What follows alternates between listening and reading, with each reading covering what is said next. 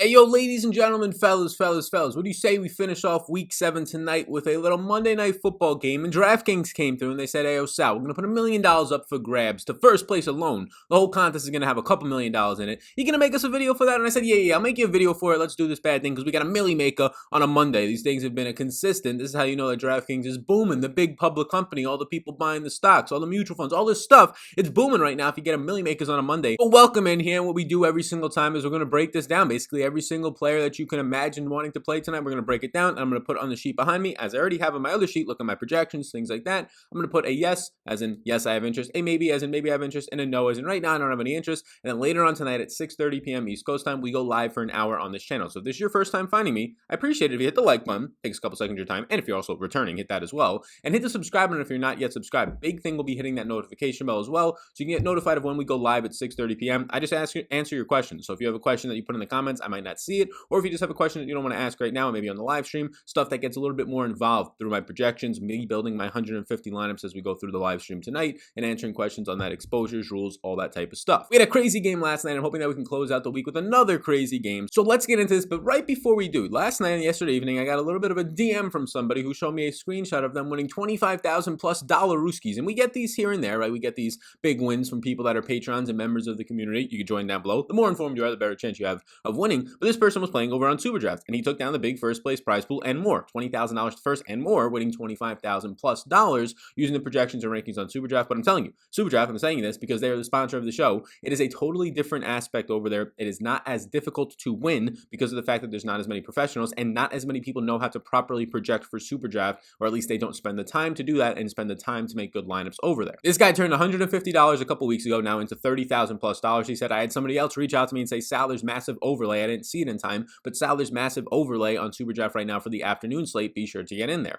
That's what's going to happen. Overlay means the contests aren't filling, so you actually win more money per entry that you put in because the website has to put all the money up. It's a guaranteed prize pool, but there's less people to play for it, so there's more money going around to the entire player pool now compared to usual. And that's happening often. I have projections down below. We can talk about them on the live stream tonight. I could talk about one of the guys that I projected as the highest as we go through this and go through some of the players and peek at some of the projections on Patreon. But I'm telling you right now, sign up for Superdraft. The promo code is SAL, just my name, SAL. You get a 50% deposit match up to $1,000 Rooskies. Want to put some money in, they'll give you some in there as well as a credit. So be sure to check that out on Superdraft. I'm telling you right now, if you want ROI, if you want to be winning these contests, yeah, you want to try and win the Million Maker tonight? I know that's fun. It's a good time to try and do that. But if you actually want to maybe take down a couple $100, take down $1,000 here and there, and then maybe hit that big one, like we had one of our fellas in the Patreon do last night, that's going to eventually happen. The bigger that your bankroll has and the more shots that you have at doing it, that's a perfect way to build your bankroll and then take the shots over on Superdraft. So be sure to check it out down below. So let's start this bad boy off right now with Jared Goff, who's going to come in as the most expensive player on the slate at $10,400. I thought we were going to see Allen Robinson as the most expensive. I'm being completely honest with you.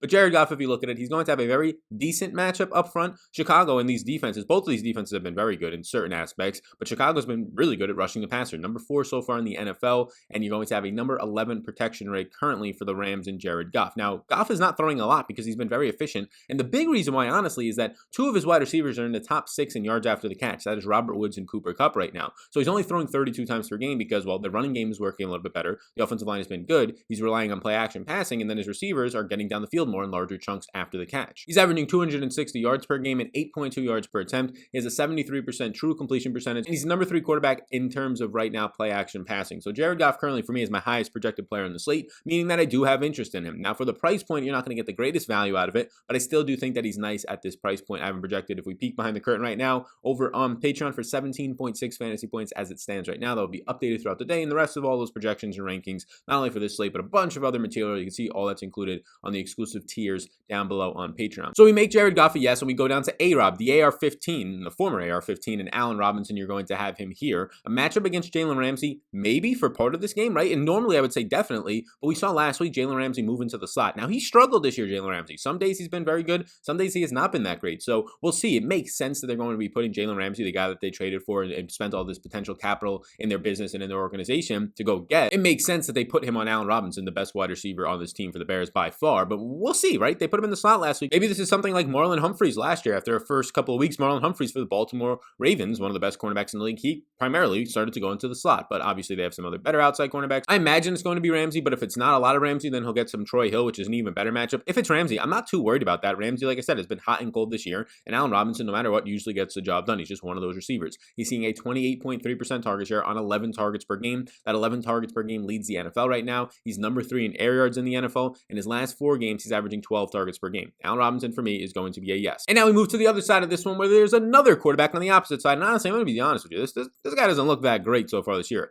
38 attempts per game. The good thing, though, and 38 attempts per game is skewed downwards because he came into the first game, entering into like the fourth quarter, end of the third quarter, and he threw only 25 times. In his 3 starts so far, you're seeing over 40 attempts in 2 of them, and then 39 in the most recent one. So he's basically averaging over 40 attempts per game, which is the good thing, right? Because he has not been efficient. He has not been all that effective. Number 9 protection unit is nice, but the Rams are also number 6 in pass rush. So 2 very good pass rushes in this game. But he only is averaging 220 yards per game, and just 5.8 yards per game is absolutely brutal. That's number 34 in the NFL. Out of only 32 teams, he's number 34 out of all quarterbacks in the NFL. He's 27th in accuracy. Again, he's been very bad, but this is a showdown slate for a quarterback who so far, they're just letting him air it out, right? 40 plus attempts basically on average in each of his first 3 starts. So that's the thing that makes him at least in play for me. Again, as of right now, I would prefer, if you're building one lineup, Allen Robinson and Goff. If you're building a lot of lineups, then Foles is probably going to be a yes, because I assume to get a lot of him, and we'll check on that tonight. But if I'm trying to cater this video for guys that are maybe just building 1 to 10 lineups tonight, it's going to be just a maybe. I wouldn't get him nearly as much as the guys ahead, but I would get him still in a large majority of my 150 maxes, just because, well, there's not that many players in this slate, and he's one of the few that I have projected for double-digit fantasy points.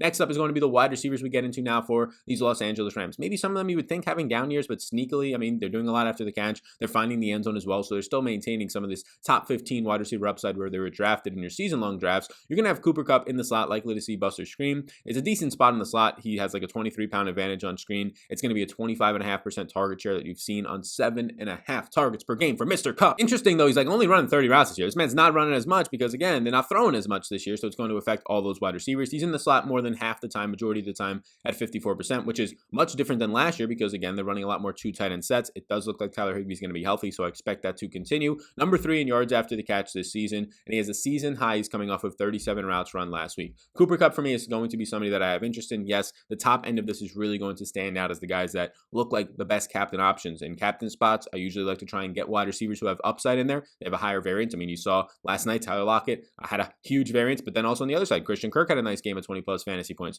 DeAndre Hopkins had 20-plus fantasy points. Even Larry Fitzgerald was getting involved, although that's basically his ceiling in like the mid to high teens. But wide receivers is where I'll start with, and then pass catching running backs if we have any on the slate. So another wide receiver in Robert Woods is probably going to see some Kyle Fuller. That's a fine matchup for Robert Woods, in my opinion. It's going to be a 22.5 target share that you've seen for Bobby Trees so far in the season, 6.8 per game. He's seen about 26.5% of his snaps out of the slot. He's number 6 in yards after the catch right now with 4.6 yards after the catch per target. And he's coming off some season highs last week. He had 10 targets. He had 36 routes. And then if you actually look at the rest of the box score, he had like 3 catches for 20 yards. But we're not going to touch on that because the usage was so very good for him. And hopefully that continues to happen. This matchup in the secondary against the Bears is not as, I would say, daunting as it is up front in the pass rush and potentially against the run, for what you're going to see for some of these Rams running backs in a second. So you had Mr. Tariq Cohen go down with injury, and then nobody wants to see that, right? This guy was electric coming out his first year, and then he was kind of inefficient in the past year. And then this year he was looking decent, right? And then he ends up getting hurt. He's done for the season. And what you've seen out of David Montgomery basically since the Cohen injury is 6.3 targets per game, 4.7 receptions per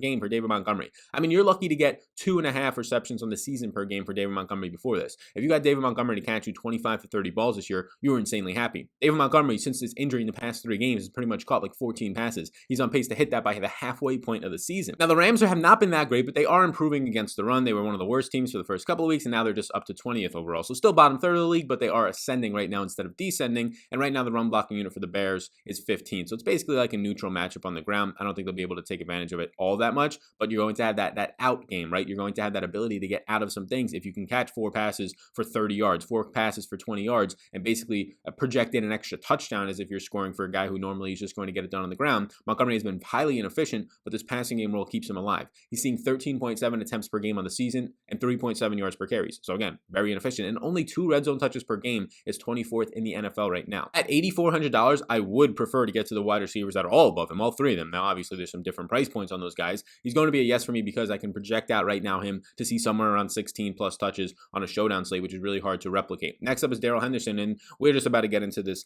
hodgepodge, this cesspool, and what the fuck's going on right now with this backfield in the Los Angeles Rams. Who knows what to expect? I have my projections done, so I'm trying to project out for you what to expect. And normally I have a good itch for these things, and I have an idea of where it's going, and I think our projections are going to be accurate for tonight. But what you're going to be getting out of this backfield is going to be, Sean McVay is going to do what that boy wants right now. He's going to be post up in his house where you had him for the draft. He's going to have his feet up high, nice, lovely home. And he's just going to be sitting there going, how can I get this three-headed monster in the backfield to do something completely fucking different this week than I've done every single week? Because it seems like that's every single week with this Rams backfield. It's going to be whatever you think it's going to be from past weeks. Expect something completely new to throw into the sample that you couldn't expect, because that's what we've seen. Now, Darrell Henderson did see and has seen some of the majority of the work in some of the weeks, but some of the weeks it's been Malcolm Brown. And some of the weeks you have Cam Akers there. And some of the weeks Cam Akers is healthy and just not playing, even though he said that he looks good and he's ready to play. Henderson last week saw 53% of the snaps, and he did see 14 carries for 88 yards, and he also ran 9 routes. Saw no targets, though. On the season, he's seen 11 targets through 6 games. He's right now seeing 4.2 red zone opportunities per game. That's insane. This team is getting to the red zone, and they're opting to run the ball a lot because that's 4th in the NFL. 13.8 opportunities per game, running just 8 routes per game and seeing 4.6 yards per carry. So he's not doing much at all in the passing game. Now, he does catch a couple passes here and there, but nothing crazy. He's doing a lot on the ground, and he's getting usage in the red zone. The problem is now with Cam Akers in the back. The problem is now with Malcolm Brown still seeing a lot of work back there. I can't project him out that highly. Like, I don't even have him projected at $8,200 for double-digit fantasy points. So early on right now, I'm going to put him as a no. Obviously, if he goes out there and scores a touchdown, like right now I'm projecting him for under 10 fantasy points. If he scores 2 touchdowns, well, that's not a likely in a median projection outcome, but that can help you get there at $8,200, of course. Next up is Jimmy Graham, and this is kind of a rough range right now. It's $1,000 cheaper than Darrell Henderson, but Jimmy Graham so far in the year at $7,200. We've seen him on these showdown slates before. It's really hard to pay off this tag unless you're getting the upwards of your yardage on the year and definitely a touchdown, and hopefully too if you really wanted to really pop off in this spot. He'll have a good matchup against Kenny Young, who the linebacker for the Rams is allowing an 89% catch rate this year. Not very good, letting people basically catch the ball every single time. That is close to 9 out of 10 times if you know how to do that math, 89%. 1.37 yards per coverage route, which is the 5th worst on the entire week for week 7 out of any linebacker in coverage against tight ends. So that's going to be good for Jimmy Graham. He's running 32 routes a week. He's seeing 6 targets per game, 15.5% target share. So that's number 5 for all tight ends. So the usage for him right now is very good, but he's only had a top 10 tight end week twice. He's only scored over like 10 fantasy points twice this season. And if you score 10 fantasy points at $7,200 on this slate, that's probably not enough for you when you have guys cheaper than you that are also going to project out for similar points. So at this point, I'm not going to have early interest in Jimmy Graham. Obviously, again, just like Darrell Henderson, if he finds the end zone 1 time or 2 times, it's going to make it easier to get there, but I'm not projecting him to get into the end zone, or I'm projecting part of his touchdown the way projections work, but I'm not projecting him to have a double touchdown game tonight. And now we drop down another $1,000, and we get to Tyler Higbee, who honestly, I mean, his usage has not been as good as Jimmy Graham. Graham again, 6 targets per game. It's not that far off though. He's expected to play. He was dealing with injury throughout the week. He's running 17.5 routes per game, so nowhere near the 32 that Graham is running, right? So that's why he's $1,000 less. And he's only seeing 3.5 targets per game and 11.5% target share, 14% slot usage, just 3 red zone targets on the year. He's brought in 2 of those for touchdowns this season. He had that 3 touchdown game, but basically that's it. Like what you're going to be getting out of Tyler Higbee more times than not is you're going to get lucky if you get a 4 target game out of the guy, right? He's had right now only exceeded 4 targets once this season, only exceeded 9 fantasy points once the game that he scores 3 touchdowns. It'll be a fine spot versus Roquan Smith of the Bears, but what you're hoping for out there is that maybe this is a game that he sees 6 targets, but if you're going to get the status quo from Tyler Higbee, it's going to be like 3 catches for 30 yards, and if you find the end zone, that's great, but even if you find the end zone, that's just like 12 fantasy points. So I don't have him projected out that great. I'm also not going to be having Tyler Higbee interest, so this is kind of a dead range, right? Basically, like David Montgomery in the 8K range looks decent. I have interest, but after that, there's not much until you get to the 5K range, at least in my opinion, so it's a dead range. Now, maybe that leads to lower ownership, and we could reevaluate it, but I assume I won't get there based on the value ratings on my projections on Patreon down below. Patreon.com/Sal_Vetri_ is what this is showing you. So next up, you have both the defenses, 56 and 5,200. It's a lower scoring game. These defenses both get pressure against offensive lines that honestly have been pretty decent this year, borderline both top 10 in terms of protection rate of their quarterback. The Rams rank 11th overall in defense. Their one glaring weakness spot right now is basically in their run defense and tackling, because they've been pretty stout, top 8 right now in both pressure and coverage. And then the Bears at 5,200, they rank 4th overall. They've been pretty much good in every single spot. They're top 10 versus the run. They're top 5 in tackling and pressure, and they're 6th overall in coverage. So this is a very good defense in the Bears going up now against an efficient offense right now, yards per attempt, the running game of this Rams team. So I'm going to have interest in both of them. Neither of them will be a yes. They're both very expensive for defenses though. So like, don't get me wrong here. I would prefer to have the Rams based on the way that I have this one shaping out, based on the fact that they're favorites for $400 more. They're 7-point favorites or 6-point favorites in this one. And maybe rush the quarterback a little bit more. That quarterback who has not been good basically all season long, in Nick Foles, even the game where they come back by 3 scores, he's throwing hospital balls and somehow they're not getting picked off and they're out leading to receptions because Allen Robinson is so damn good. But those defenses are expensive tonight. I prefer the guys and some of these guys that we're about to talk about below them, but they're definitely in play. Next up is what you're going to get is Gerald Everett at 4,800. It's a little bit interesting to me that maybe they were trying to price in Everett as if Higbee might miss. I assume that's what they were trying to do here, because Higbee's expected back. You're only getting Everett running about 11.5 routes per game. That's not great. Just an 8% target share is only 2.6 targets per game. I mean, basically those targets are going to both have to go for touchdowns to pay off a $4,800 tag. For a guy who's barely averaging 5 fantasy points per game so far this year, like he should be honestly priced right now in like the upper $2,000 range, and some of those receivers in the $2,000 range that we're going to touch on should be priced probably where he is at $4,800. On the season, he saw a season high in week 6, 16 routes run, 3 catches, 27 yards, and 4 touchdowns. It's like his career day for 2020, that is. Let's put a little bit of an asterisk on it for 2020. He's seen back-to-back weeks of 4 targets, which is good. But if you're going to have Tyler Higbee healthy out there, it's really hard for me to want to prioritize Gerald Everett, especially if I'm not playing a lot of lineups. Now we get to a little bit of an interesting range with the rookie Darnell Mooney against which probably going to be Darius Williams at the fine spot. Mooney's been playing very well. He's been seeing about 28 routes per week this year. He's been seeing about 5 targets per game right now, and which is getting is 10.9 yards per reception. That's fine. Week 6, he had 3 catches for 36 yards and 5 targets, so that's not that great, but still that's like 6.5 fantasy points. He's averaging over 7 on the season, and you're starting to get to this range where he's priced like the kickers right now, and he's averaging a little bit more than the kickers on the year, but he obviously has a higher ceiling than them because he can score a touchdown. And the thing that's very appealing is that he's had 5+ targets in 4 straight games. So I'm going to have interest in Darnell Mooney. I think he looks like a pretty nice option so far on the slate. There's a good chance that he'll turn into a yes later on today once I crunch all my lineups. Again, at 6:30 p.m. East Coast time. Tune in. Like button for me one time. Big old subscribe button to check all that stuff out, and the notification bell will help you. Both kickers, I say it all the time, kickers are fine. They are more appealing in these lower scoring games like this one that's going to be in the mid-40s. I usually personally, you don't have to do this, I usually will only have at most 1 kicker in my lineups. That does not mean I have to play a kicker. 0 to 1 basically is what that means. I usually will not put 2. So I'm going to have interest in both of them. Right now as it stands, I probably have a little bit more interest in Sam Sloman, who's going to get the start tonight for the Rams. So that's where it stands right now, but we'll see by the end of the day. Next up, you get to this range of now the lower $3,000 players who are actually involved in their offense. Malcolm Brown at $3,400, I'll have some interest in as well. Not majority or major interest. We'll see what happens with Cam Akers' news is hopefully he actually gets to touch the ball today,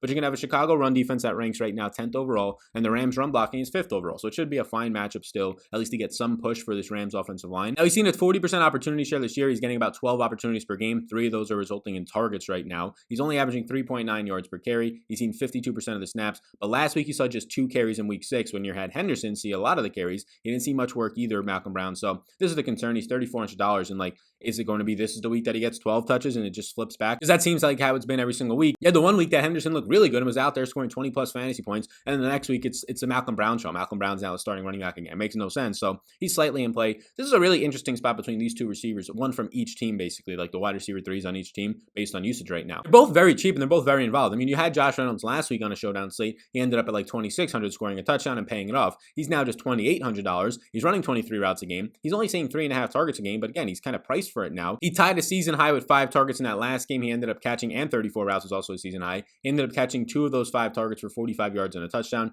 Finishes the wide receiver 29 on that week. So I'm going to have interest in Josh Reynolds because he's just too cheap here. Now, more times than not, you're probably getting 2 to 4 targets out of him. Maybe you get 3 targets. He catches hopefully all of them, but catches 2 of them for like 25, 35 yards because he is targeted downfield. And that really is not going to pay it off for you 5 fantasy points at $2,800 because the guys above him, the kickers, Darnell Mooney, probably have a little bit of a better chance based on their usage to beat that out, and it's not that much more expensive. But if you talk about just opportunity in general and what he did last week, yeah, that's not easily repeatable, but it's definitely repeatable for him to get another 5 targets like he's seen a couple of times this season and actually cash in on one with a touchdown downfield. So I like Josh Reynolds here at $2,800. I'm going to like Anthony Miller as well at $2,200. It's just too cheap. Like, yes, he's in the slot, so he's not playing as much when they go into 2 wide receiver sets, which has been often for this team, but he's running 26 routes a week. He's seeing over 4 targets per week right now. He has not yet seen greater than 5 targets on the season, which is kind of a concern. He has not seen greater than 5 targets since week 1. He has not seen greater than 40 receiving yards, basically 41, since week 1 as well. So the usage is not crazy been there. He's basically been very similar to Josh Reynolds, touchdown or bust. He had a touchdown, I believe, in like week 3, and that paid off his week and would definitely pay off a $2,200 price tag right now. So based on his usage or his recent usage, he's probably going to need a touchdown, but there could be a spike week in here, especially if they're going to play from behind. You expect more 3 wide receiver sets, which is a slot receiver like Anthony Miller, then 2 tight end sets as if you're going to be running the ball. So Miller, I will have interest in. Yes, I will. Welcome at the rookie tight end. We saw last time out, he actually found the end zone, first touchdown in his rookie career, but this season overall, he's only seen 3 receptions. There's 2 red zone targets, and he's only running 5.8 routes per game with 1 target per game. So at $1,800, he basically needs to have his 1 target be like a 50-yard touchdown, not a 50-yard touchdown, but like a 20-yard touchdown, 30-yard touchdown to pay this off. Because like even a 1-yard touchdown for 7.4 fantasy points. Might not get it done at $1,800. I think that there's a chance it does, but it probably doesn't. Not enough usage. She's running literally just 5 routes a game. Cordell Patterson is somebody at $1,400 that I'm very close to just making a maybe for the hell of it, but I just want to make him a no, basically. Like, he's seen 22 carries and 9 targets on the year, so he's getting 5.2 opportunities per game. He's averaging 22.7 yards per game right now. He has not been in the slot yet, but he's only averaging 3.2 yards per carry. Again, he's traditionally a wide receiver until he started to somewhat become a running back with the New England Patriots, and then the Bears took him. And he's seen 2 total red zone touches, which gives you some hope that maybe he can get in the end zone there. But at $1,400, like, you're probably going to get averaging 3.6 fantasy points per game. You're probably going to get similar usage here, and if he doesn't score a touchdown, he's kind of pointless. So I'm going to make Cordell Patterson a no right now for me. And I'll scroll down on the screen so you can see some of these things right now. And then I'm basically just going to close it out with the final couple of players on here. So as we close this thing out, again, I want to remind you of Super Draft. If you're not playing over there, like, there is people multiple times a week, and we had a huge one, $25,000 plus. Another one reached out to me about the overlay. There's people reaching out to me multiple times a week about Super Draft. It's just a great spot to get return on investment over there. So be sure to check out Super Draft. Promo code SAL, S-A-L, is going to get you a 50% deposit match up to $1,000. These are very good bonuses, so take advantage of them because they could be gone literally in a day or two, and I can't get you those bonuses anymore. I just do what the people tell me over there in terms of the promotions for them. And then my final interest on this slate is going to be Cam Akers because he's $1,000, and like, I don't know what's going to happen. He returned in week 1 and saw 18% of the snaps. He saw 9 carries for 61 yards. He was very good on the ground on a per touch basis, right? And then in week 6, we're told that he's healthy. He's going to be healthy and out there, and then he plays 1 snap. He sees 1 snap and no touches. So it's tough to project what the usage is going to be here. It's really difficult. Did he re-injure himself and we just didn't hear about it in a major way? I don't know. I don't think so. So we'll see. It seems like he's active. It seems like he was practicing this week. So I'm going to put him down as a maybe because if he goes back to his usage that he had in week 5 and sees 9 carries for 61 yards, yeah, $1,000, that's pretty damn good usage. I'll take 6 fantasy points at that point. Or if you're just going to get 9 carries, you're going to have opportunities to also run some routes. You're going to have opportunities to also get into the end zone. Don't have those opportunities when you're playing 1 snap like last week. But again, it's just so difficult to project this backfield. It could just as easily be Cam Akers leading this team in backfield touches this week, Malcolm Brown second, and then the most expensive guy, Darrell Henderson, last. Like, that's just how crazy this backfield split has been so far this year. It's also not the greatest of matchups, so I'm not overly concerned about it. Don't have much interest in Henderson right now. Don't have much interest in Malcolm Brown right now. And I have a little bit of interest just because of the price tag and opportunity upside in Cam Akers. After that, there's nothing else down here that you can be fishing for. There's nothing below $1,000 that even looks viable on this slate. Ben Jefferson, the rookie receiver, who I actually liked, who I thought would be drafted even higher if it wasn't as deep of a wide receiver draft. He peaked in week 1 with 17 routes. Since then, it's been all downhill. He's only run 9 total routes in the last 3 games right now,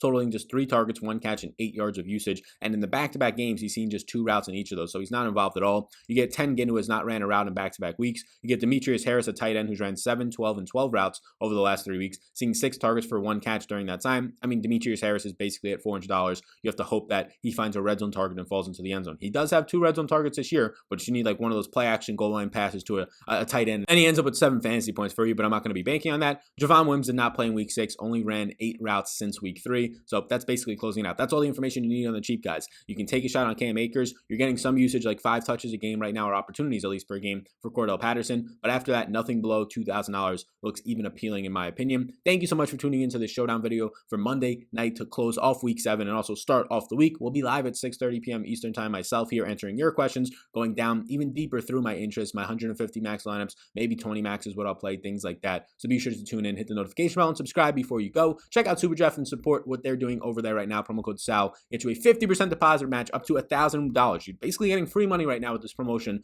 limited time offer. So check that out. All my projections and rankings are going to be up by the time that this video is out for Monday Night Football, and we'll start to project. We'll start to break down the game-by-game notes, all the projections, all the rankings, ownership hopefully this week over on Patreon for the Week 8 NFL slate. Also some golf stuff as well will be up on there, so be sure to check all of that out. Thank you so much for tuning in, and I'll see you all in the next one.